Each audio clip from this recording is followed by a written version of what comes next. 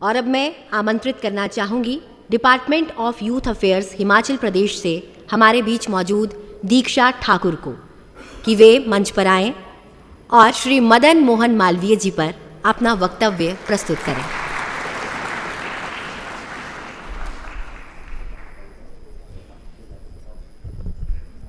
मैं उस देश की नागरिक हूँ जिसके होठों में गंगा और हाथों में तिरंगा है। वो देश जो कभी सत्यम शिवम सुंदरम, कभी वंदे मातरम और कभी पंजाब सिंध गुजरात मराठा द्रविड़ उत्कल बंगा है। मैं उस देश की नागरिक हूँ जो हर ठुकराए हुए की शरण स्थली बन जाता है और 7 समंदर पार परदेसियों को भी अपने ब्रदर एंड सिस्टर कहकर बुलाता है। यही प्रेम की पूज्य भूमि भारतवर्ष कहलाता है, भारतवर्ष कहलाता है। नमस्कार, मैं दीक्षा ठाकुर नेहरू युवा केंद्र कुल्लू से देवभूमि हिमाचल प्रदेश का प्रतिनिधित्व करते हुए बात करने जा रही हूँ महामना मदन मोहन मालवीय जी के बारे में।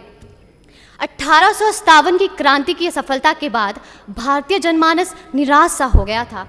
ऐसे में 25 दिसंबर 1861 को तीर्थराज प्रयाग में बालक मदन मोहन का जन्म हुआ, जिन्होंने आगे चलकर न केवल भारतीय संस्कृति का संरक्षण किया वरन शिक्षा के द्वारा परंपरागत और आधुनिक ज्ञान विज्ञान से समान्वित विकास एवं प्रसार से पराधीन राष्ट्र के आत्मविश्वास और स्वाभिमान को बढ़ाया।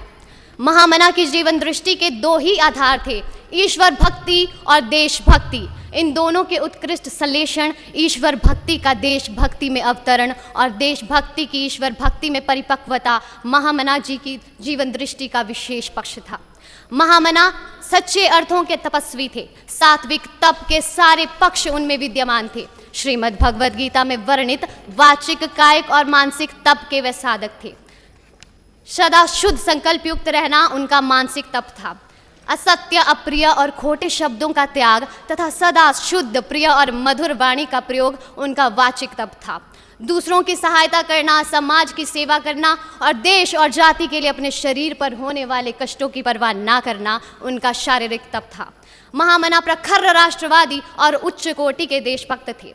वे जाति, भाषा, संप्रदाय और क्षेत्र के आधार पर भारतीयों के मध्य बढ़ते दुराव को समाप्त कर देश को एक शक्तिशाली राष्ट्र और संप्रभु देश के रूप में देखना चाहते थे। अपने इन्हीं सपनों को साकार रूप देने के लिए और शिक्षा के व्यापक प्रचार प्रसार के लिए महामना ने काशी में हिंदू विश्वविद्यालय की स्थापना की। इस विश्वविद्यालय की स्थापना से महामना की परिकल्पना ऐसे विद्यार्थियों को शिक्षा प्रदान कर देश की सेवा के लिए तैयार करने की थी जो आगे चलकर देश के मस्तक को गौरव से ऊंचा उठा सके। तो आइए आज हम सब ये प्रण लेते हैं कि हम आगे चलकर हर वो संभव कार्य करेंगे जिससे हमारे देश का मस्तक गौरव से ऊंचा हो सके। जय हिंद, जय भारत।